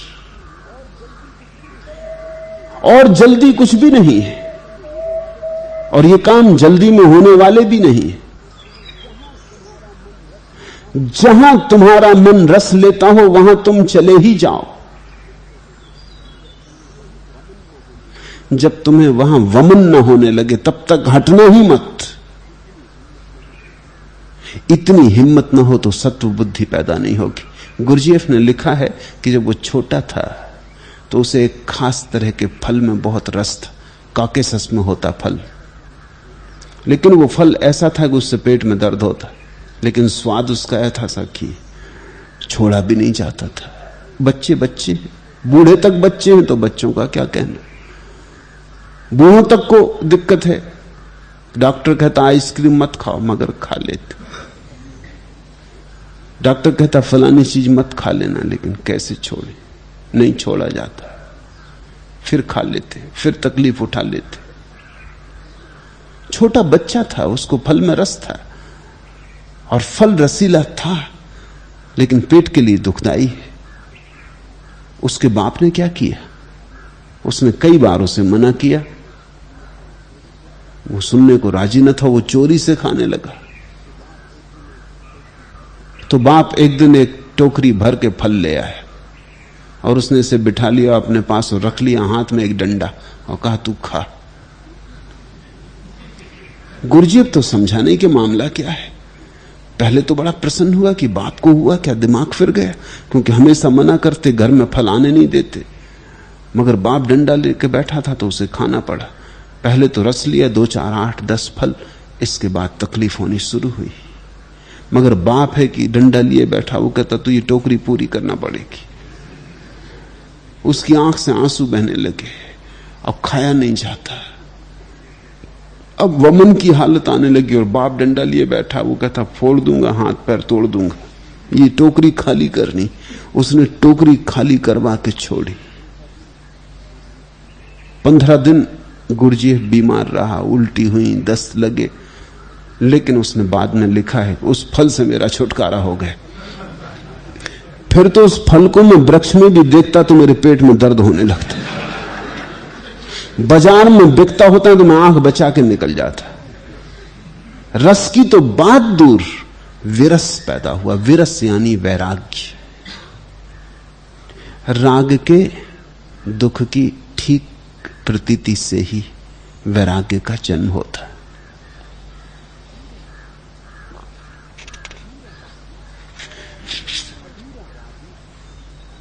अधूरा रागी कभी योगी नहीं बन पाता, विरागी नहीं बन पाता। इसलिए मेरे शिक्षण में तुम्हें कहीं से भी जल्दबाजी में हटा लेने की कोई आकांक्षा नहीं। तुम घर में हो, घर में रहो, तुम भोग में हो, भोग में रहो। एक ही बात ख्याल रखो, तुम जहां हो उस अनुभव को जितनी प्रगाढ़ता से ले सको उतना शुभ। एक दिन भोग ही तुम्हें उस जगह ले आएगा जहां प्राणपण से पुकार उठेगी। प्रत्येक नया दिन नई नाव ले आता है, लेकिन समुद्र है वही, सिंधु का तीर वही। प्रत्येक नया दिन नया घाव दे जाता है, लेकिन पीड़ा है वही, नयन का नीर वही।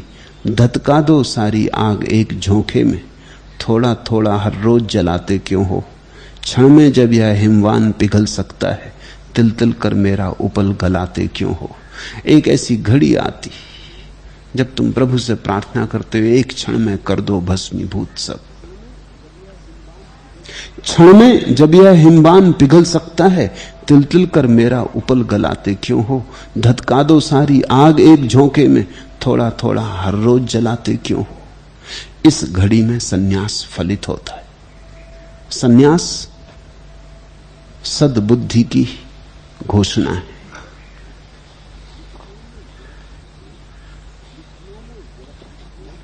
विषयों में विरसता मोक्ष है, विषयों में रस बंध है, इतना ही विज्ञान है। तू जैसा चाहे वैसा कर। देखते हो ये अपूर्व सूत्र। मोक्षो विषय वैरस्यम, बंधो वैश्यको रसः, एतावदेव विज्ञानम यथेच्छसि तथा कुरु। विषयों में विरसता मोक्ष। मोक्ष तुम्हारे चैतन्य की ऐसी दशा है जब विषयों में रस ना रहा।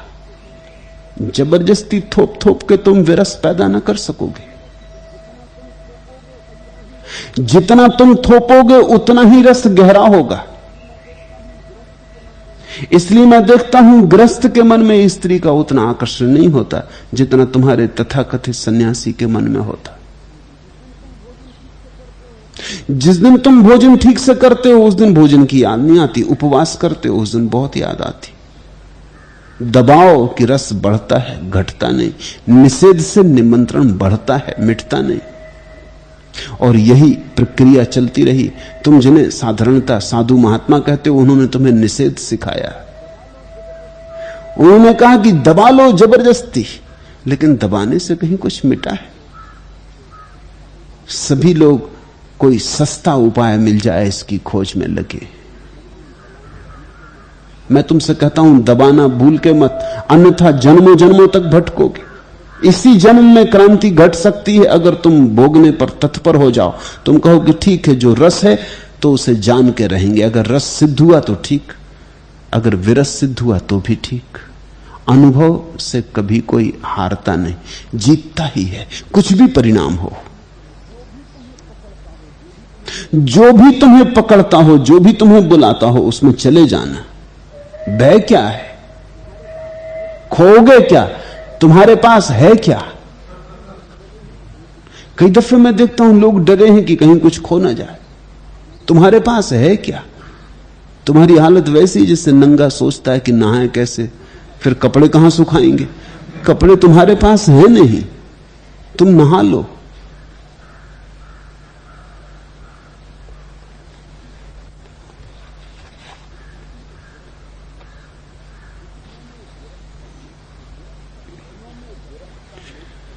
विषयों में विरसता मोक्ष है। विरसता कैसे पैदा होगी, यही साधना है।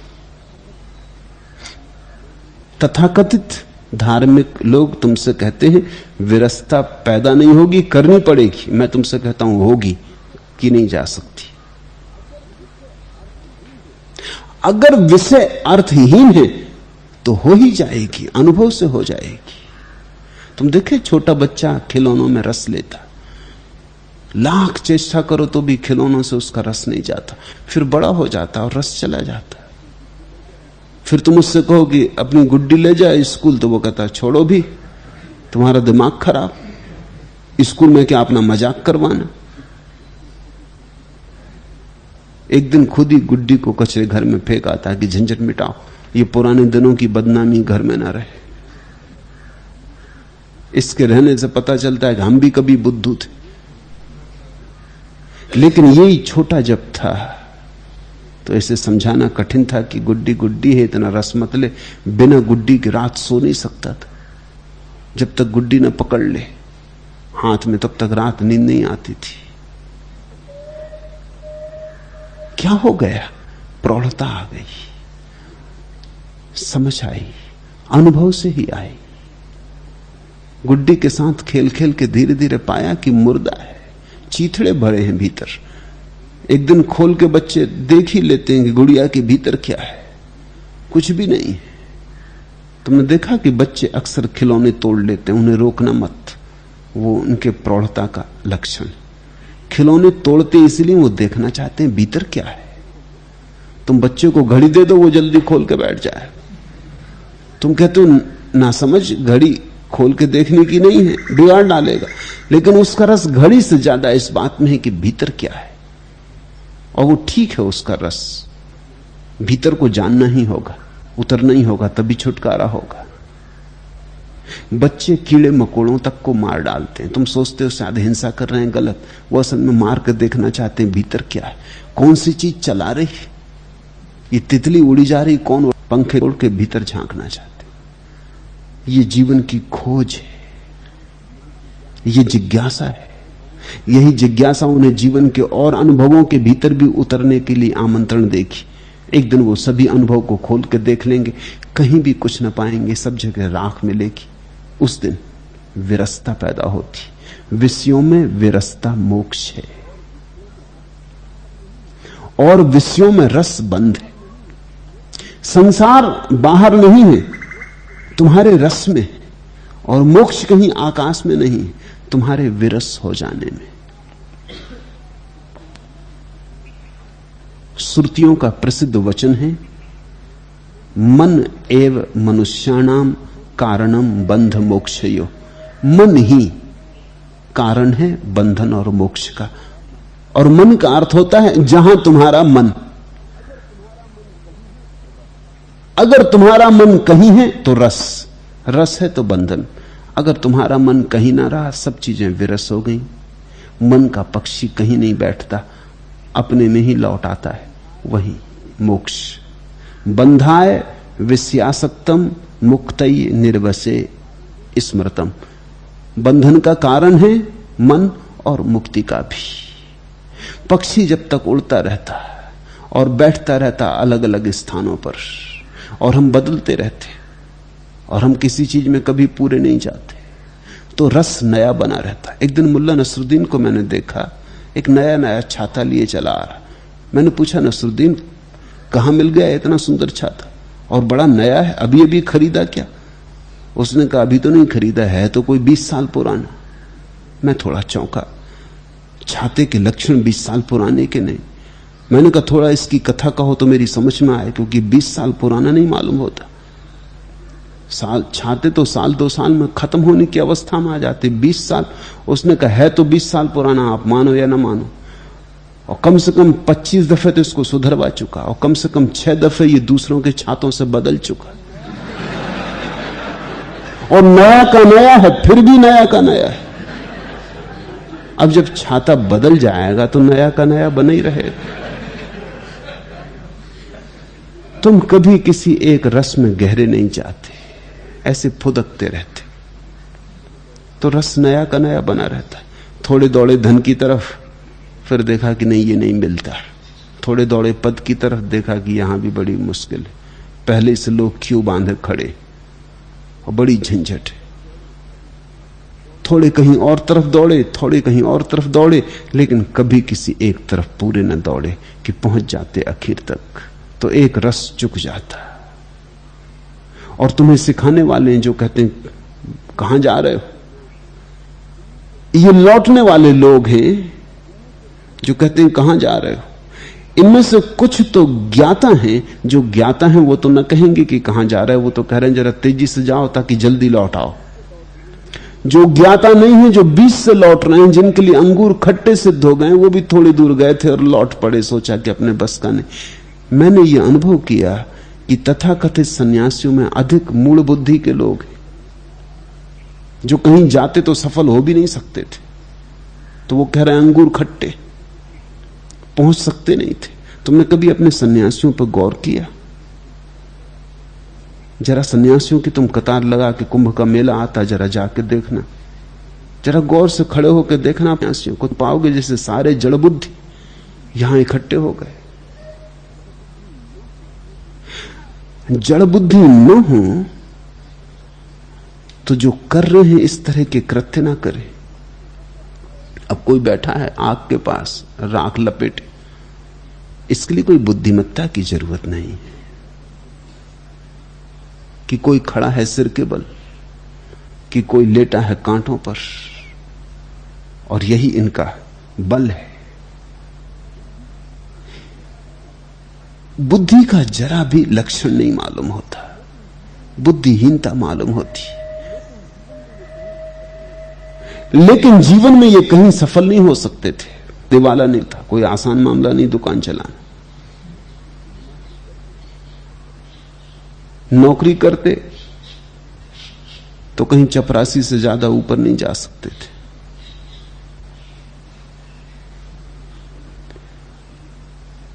इन्होंने बड़ी सस्ती तरकीब पाली, ये धूनी रमा के बैठ गया। अब इसके लिए कोई न तो बुद्धि की जरूरत है, न किसी विश्वविद्यालय के प्रमाण पत्र की जरूरत है, कुछ भी जरूरत नहीं। ये तो जड़ बुद्धि से जड़ बुद्धि आदमी भी कर ले सकता है, इसमें क्या मामला है। गधे भी जमीन पर लौट के धूल चढ़ा लेते, इसमें कोई बात है। कहीं भी रेत में लेट गए तो धूल चढ़ जाती। मगर मजा यह है कि ये धूनी रम के बैठ गया कि जो इसको अपने घर बर्तन मांजने पे नहीं रख सकते थे, वो इसके पैर छू रहे हैं। चमत्कार है। ये कारपोरेशन का मेंबर नहीं हो सकता था, मिनिस्टर इसके पैर छू रहे हैं, क्योंकि मिनिस्टर सोचते हैं कि गुरु महाराज की कृपा हो जाए तो इलेक्शन जीत जाए। मैंने सुना है एक चोर भागा, सिपाहियों ने उसका पीछा किया, कोई रास्ता न देख के नदी के किनारे पहुंच के, वो तैरना जानता नहीं था, नदी गहरी, वो घबरा गया। पास में ही एक साधु महाराज धूनी रमाए बैठे थे, वो आंख बंद किए बैठे थे। उसने भी जल्दी से पानी में डुबकी लेके आंख बंद रखे। वो जो सिपाही उसका पीछा करते आ रहे थे, अचानक आके उसके पैर छुए। वो बड़ा हैरान हुआ कि हद ना समझी हमने भी कि अब तक की चोरी करते रहे नाहक, ये तो सब कुछ भी नहीं उसको हो सकता है। वो बैठे ही रहा। सिपाहियों ने बहुत कुछ प्रश्न उठाए, मगर उसने कोई उत्तर उसके पास था भी नहीं। लेकिन सिपाहियों ने समझा कि बड़ा मौनी बाबा है। गांव में खबर ले गए कि मौनी बाबा आए। लोग आने लगे, संख्या बढ़ने लगी, राजमहल तक खबर पहुंची। खुद राजा आया, उसने चरण छुए तो देती नहीं। वो चोर मन में सोचने लगा कि हद हो गई, इन्हीं के घर से ठीकरे चुरा चुरा के मैं काम चलाता था, और अब तो हीरे जवाहरात के चरणों में आने लगे। लोग सोने के आभूषण चढ़ाने लगे, रुपए चढ़ाने लगे। ये वही लोग जो उसे पकड़वा देते। जब सम्राट आया तो उससे न रहा गया। उसने कहा कि नहीं, मेरे पैर मत छुए, मैं चोर हूं। और एक सीमा होती। लेकिन एक बात पक्की कि अब मैं चोर होने वाला नहीं, क्योंकि मैं बिल्कुल पागल था। कि इतना समादर, इतना आदर मिल रहा है, काश में सच्चा होता। मैंने बहुत सन्यासियों को देखा घूमकर सारे देश में, 99% बुद्धिहीन, जड़ बुद्धि, जीवन में कहीं सफल ना हो सकते थे, अंगूरों तक पहुंच ना सके, चिल्लाने लगे खट्टे। उनकी सुन के तुम लौट मत पड़ना, अन्यथा कभी विरसता पैदा ना होगी, रस बना रहेगा। विषयों में विरसता मोक्ष, विषयों में रस बंध। और कहते जनक इतना ही, अष्टावक्र कहते इतना ही जनक विज्ञान है, इतना ही विज्ञान। विज्ञान शब्द बड़ा अद्भुत है। ज्ञान तो ऐसा है जो दूसरे से मिल जाए, विज्ञान ऐसा है जो केवल अपने अनुभव से मिलता। इसलिए विशेष ज्ञान। किसी ने कहा तो ज्ञान, खुद हुआ तो विज्ञान। साइंस को हम विज्ञान कहते हैं क्योंकि साइंस प्रयोगात्मक है, अनुभव सिद्ध है, बकवास बातचीत नहीं है, प्रयोगशाला से सिद्ध है। इसी तरह हम अध्यात्म को भी विज्ञान कहते हैं, वो भी अंतर की प्रयोगशाला से सिद्ध होता है। सुना हुआ ज्ञान, जाना हुआ विज्ञान, ये वचन ख्याल रखना। एतावदेव विज्ञानम, अष्टावक्र कहते हैं रस बना रहे तो बंधन। ऐसा जानकर फिर तू जैसा चाहे वैसा कर, फिर कोई बंधन नहीं, फिर तू स्वच्छंद है, फिर तू अपने छंद से जी, अपने स्वभाव के अनुकूल, फिर तुझे कोई रोकने वाला नहीं। न कोई बाहर का तंत्र रोकता, न कोई भीतर का तंत्र रोकता, फिर तू स्वतंत्र है। तू तंत्र मात्र से बाहर है, स्वच्छंद है। यथेच्छसी तथा कुरु, फिर कर जैसा तुझे करना, फिर जैसा होना होने दे। इतना ही जान ले कि रस ना हो। फिर तू महल में रह तो महल में रह, रस ना हो। और रस हो। मुल्ला नसरुद्दीन की पत्नी उससे पूछ रही थी कि तुम इतने सुंदर हो नसरुद्दीन, फिर भी तुम पता नहीं अकल से कोरे क्यों?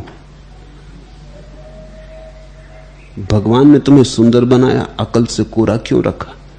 इसका क्या कारण?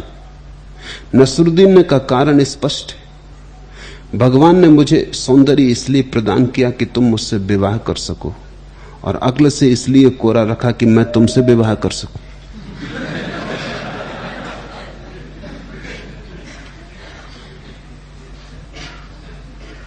अक्ल से कोरे हो तुम, पढ़ लेगा।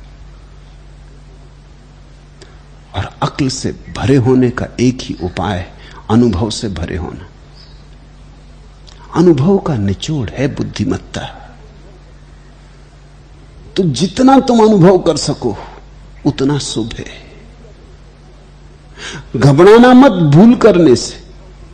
जो भूल करने से डरता है वो कभी अनुभव को उपलब्धि नहीं होता। भूल तो करो, दिल खोल के करो, एक ही भूल दोबारा मत करना।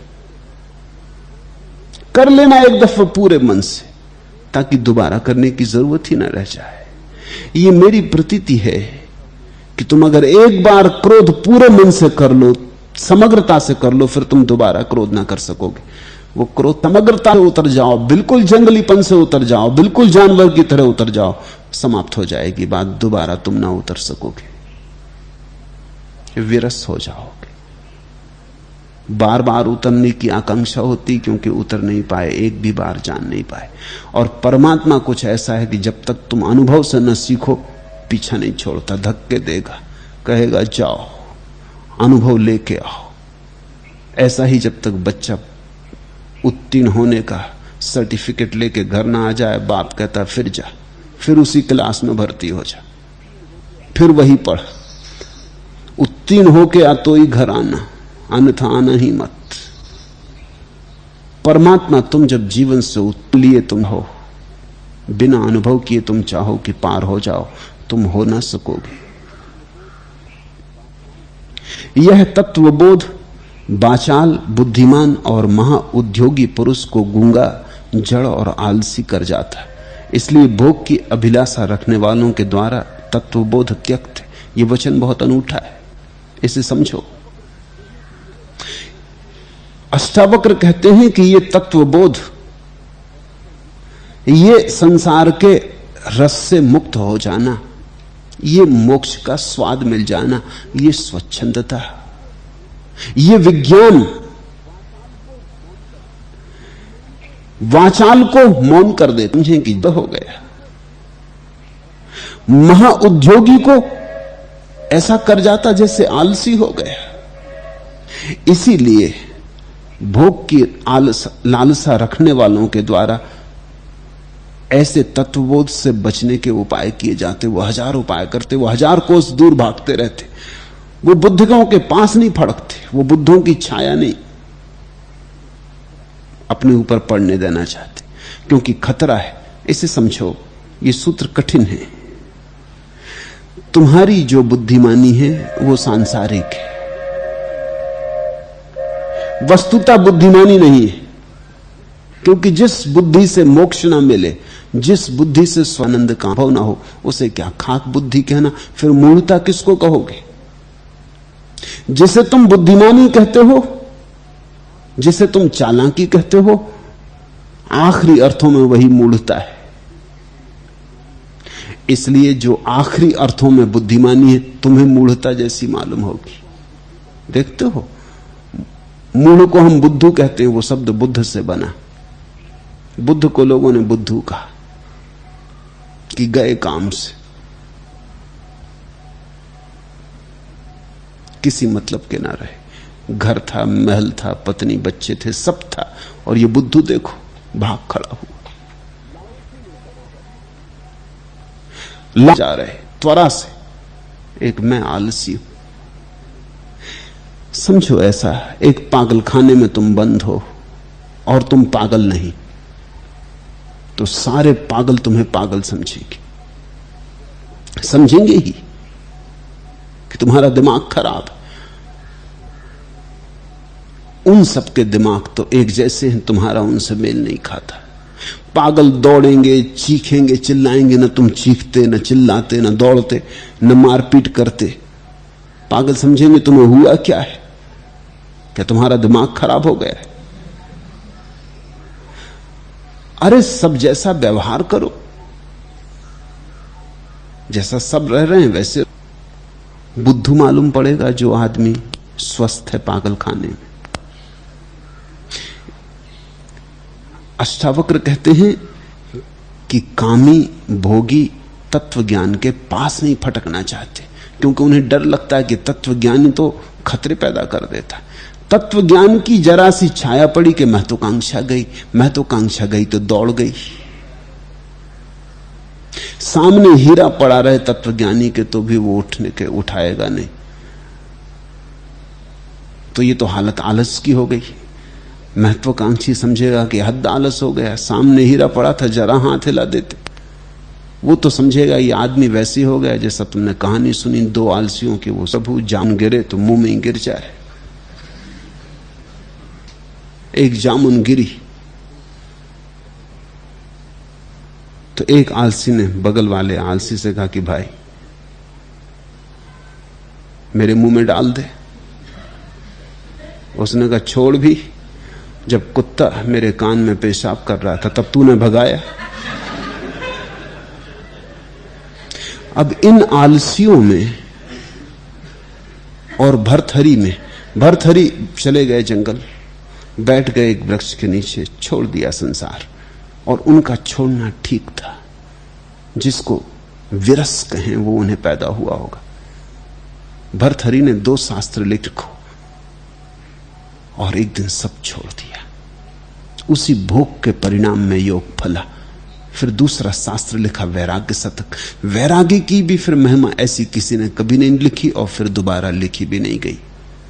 और एक ही आदमी ने दोनों शतक लिखे, सौंदर्य का और वैराग्य का। एक ही आदमी लिख सकता है जिसने सौंदर्य नहीं जाना, रस नहीं जाना शरीर में उतरने का, गया नहीं कभी शरीर के खाए खंदकों में, वो कैसे वैराग्य को जानेगा। जो गया गहरे में उसने पाया वहां कुछ भी नहीं, थोथा है। सब दूर के ढोल सुहावने थे, पास जाके सब व्यर्थ हो गए। मृग जाल सिद्ध हुआ, मृग मरीचिका सिद्ध हुई। बैठे रहे, बहुमूल्य हीरा है।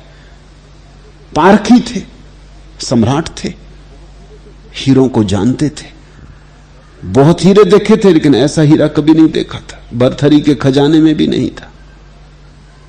एक क्षण पुरानी आकांक्षा ने, पुरानी आदतों ने बल मारा होगा। एक क्षण हुआ उठा ले, फिर हंसी आई कि ये भी क्या पागलपन, अभी सब छोड़ के आया और सब देख के आया कि कुछ भी नहीं। मुस्कुराए, आंख बंद करने जा ही रहे थे कि दो घुड़सवार भागते हुए आए। दोनों की नजर एक साथ हीरे पे पड़ी, दोनों ने तलवारें निकाल ली। दोनों दावेदार थे कि मैंने पहले दार रहे। अगर इन दो सिपाहियों को पता चल जाता कि तीसरा आदमी वृक्ष के नीचे बैठा है और घंटे भर से इसको देख रहा है, तो वो क्या कहते? वो कहते हद आलस, अरे उठा नहीं लिया, इतना बहुमूल्य हीरा, तुम्हारी बुद्धि में तमस भरा है, तुम्हारी बुद्धि खो गई, जड़ हो गए, उठते नहीं बनता, लकवा लग गया, मामला क्या है? होश है कि नहीं कि शराब पिए बैठे हो? लेकिन उन्हें तो फुर्सत भी नहीं थी देखने की। वो तो झगड़ा बढ़ गया, तलवारें खिंच गईं, तलवारें चल गईं, हीरा वहीं के वहीं पड़ा रहा। थोड़ी देर बाद दो लाशें वहां पड़ी थी। दोनों ने, अगर तुम्हारी महत्वाकांक्षा अभी बची तो तुम हजार हजार उपाय खोजोगे। यह तत्वबोध बोलने वाले को चुप कर जाता, बुद्धिमान को जड़ बना देता, महाउद्योगी को आलसी जैसा कर देता। वाग्मी प्राज्ञ महो उद्योगम जन्म मूक जलाल सम। और जैसे कोई आलसी जैसा हो गया, जड़ जैसा हो गया, मूक हो गया, गूंगा हो गया, ऐसी हालत हो जाती। इसलिए भोग की अभिलाषा रखने वाले तत्वबोध से हजार कोस दूर भागते। बुद्ध उनके गांव आ जाएं तो वो दूसरे गांव चले जाते थे। कान बंद करने की हजारों तरकीबें, वो हजार तर्क खोज लेते कि ठीक नहीं ये बातें, पढ़ना मत इस झंझट में, सुनना मत ऐसी बातें। उनका कहना भी ठीक है, क्योंकि जिस दिशा में वे जा रहे हैं ये बातें उस दिशा से बिल्कुल ही विपरीत है। तू शरीर नहीं है, न तेरा शरीर है, और तू भोक्ता और कर्ता भी नहीं है। तू मधु मिट्टी के भांड में है अथवा स्वर्ण पात्र में। दृष्टि का यह द्वैत नहीं छल पाएगा रसना के ब्रह्म को। अगर तुमने चखा तो तुम पात्रों का थोड़ी हिसाब रखोगे कि सोने के पात्र में था कि मिट्टी के पात्र में था। चखा तो तुम स्वाद का हिसाब रखोगे, तुम कहोगे मधु मधु है या नहीं। संसार में जो भागा जा रहा है वो सिर्फ पात्रों की फिक्र कर रहा है। सुंदर देह देखकर दीवाना हो जाता, चाहे भीतर जहर हो। ऊंचा पद देख के पागल हो जाता है, चाहे ऊंचे सिंहासन पर बैठ के सूली ही न लगती हो, लगती ही है। ऊंचे सिंहासन बैठ दिखाई पड़ता अखबारों में, उसकी असलियत का तुम्हें पता नहीं है। जनता में आता तो मुस्कुराता आता है। वो सब चेहरे, उन चेहरों से धोखे में मत पड़ना। लेकिन जिसने जीवन के रस को लिया वो तत्क्षण पहचान लेता है कि बाहर मधु नहीं है, मधु का धोखा है। बाहर स्वाद नहीं है, स्वाद का धोखा है।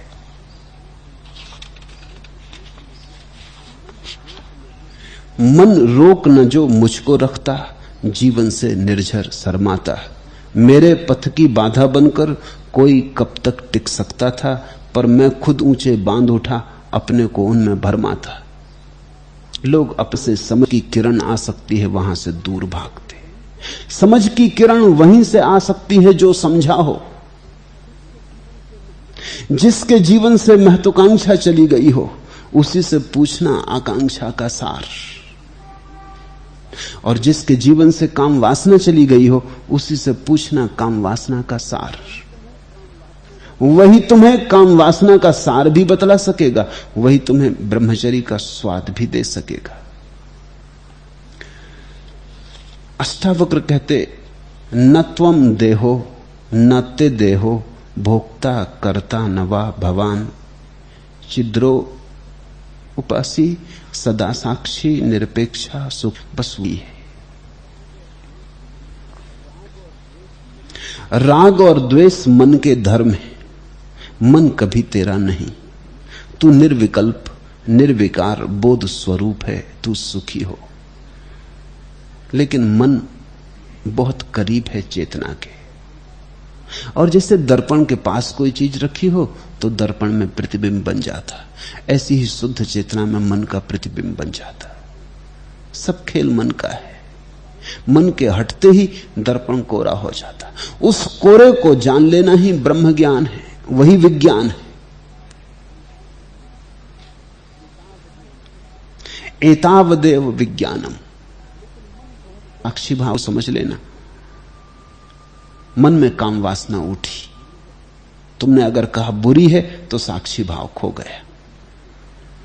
तुमने तो निर्णय ले लिया, तुम तो जुड़ गए, विपरीत जुड़ गए, लड़ने लगे। तुमने कहा भली है तो भी साक्षी भाव खो गया। काम वासना उठी, न तुमने कहा भली न तुमने कहा बुरी, तुमने कोई निर्णय न लिया। तुम सिर्फ देखते रहे, तुम सिर्फ देखने वाले रहे। तुम जरा भी जुड़े नहीं, न प्रेम में न घृणा में, न पक्ष में न विपक्ष में।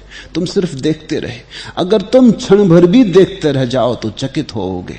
तुम्हारे देखते रहने में ही धुएं की तरह वासना उठी और खो भी गई, और उसके खोते एक एक बूंद करके किसी दिन तुम्हारा घड़ा अमृत से भर जाएगा।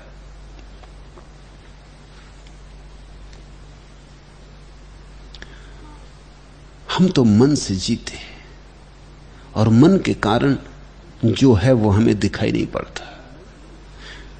एक नई विधवा ने बीमा कंपनी में जाकर मैनेजर से पति के बीमे की रकम मांगी, तो मैनेजर ने शिष्टाचार के नाते उसे कुर्सी पर बैठाने का संकेत किया और कहा, हमें आप पर आई अचानक विपत्ति को सुनकर बड़ा दुख हुआ देवी जी। देवी जी ने बिगड़ के कहा, जी हां, पुरुषों का सब जगह यही हाल है। जहां स्त्री को 4 बाकी इतने लाख मिल रहे हैं, कितनी साड़ी खरीद लूंगी, कौन सी कार, कौन सा मकान, उसका चित्त तो एक जाल से भरा होगा, इसका उसे पता नहीं। और वो जो भी सुनेगी अपने मन के द्वारा सुनेगी। उसको तो एक ही बात समझ में आई होगी कि अच्छा तो तुम्हें दुख हो रहा है, तो मेरे मकान और मेरी कार और मेरी साड़ियां वो सब मैं जो खरीदने जा रही हूं। उसने अपना ही अर्थ लिया। मन तुम्हारे ऊपर सदा रंग डाल रहा है, और मन के कारण तुम जो अर्थ लेते हो जीवन के, वे सच्चे नहीं हैं, वे तुम्हारे मन के। गई और बोली, आपने देखा नहीं महानुभाव, यहां लिखा है बस में धूम्रपान करना मना है। मुल्ला ने कहा, लिखने में क्या धरा? अरे लिखने को तो 1000 बातें लिखी, यहां तो यह भी लिखा हुआ है 2 या 3 बस।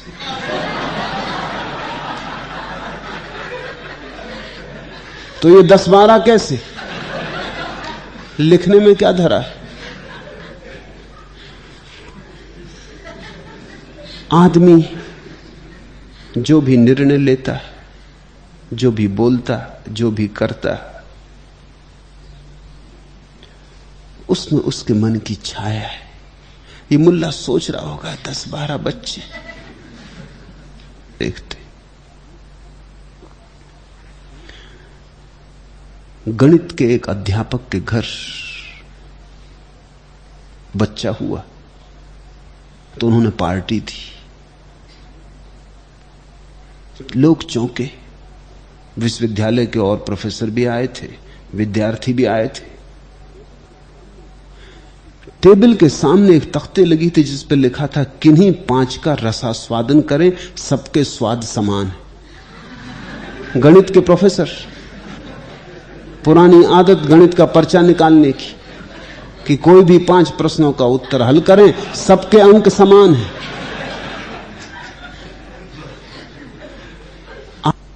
राग द्वेषो मनोधर्मो, मन कभी तेरा नहीं है, न ते मना कदाचन न ते। तू निर्विकल्प, तू मन का नहीं है। त्वम निर्विकल्पा निर्विकारा बोधात्मा असि। तू तो निर्विकार बोध स्वरूप चैतन्य मात्र है। सुखी हो, इस विज्ञान को जान लिया, बस सुख को जान लिया। आत्मा कभी दुखी हुई ही नहीं, और अगर तुम दुखी हुए हो तो तुमने कहीं भूल से मन को आत्मा समझ लिया। दुख का एक ही अर्थ है, आत्मा का मन से तादात्म्य हो जाना। सब भूतों में आत्मा तब तक एक, जब साक्षी जागा तब सब एक। परिधि पर हम भिन्न भिन्न, भीतर हम एक हैं। ऊपर ऊपर हम भिन्न भिन्न, गहरे में हम एक हैं। वहां एकता आ जाती तो अहंकार कैसा, और जहां एक ही बचा वहां ममता भी कैसी। सर्वभूतेषु चात्मना सर्वभूतानि आत्मनि विज्ञाय निरअहंकार चा निर्ममा त्वम सुखी भव। जिसमें यह संसार समुद्र में तरंग की भांति स्फुरित होता है, वह तू ही है, इसमें संदेह नहीं है। हे चिन्मय, तू ज्वर रहित हो, संताप रहित हो, सुखी हो।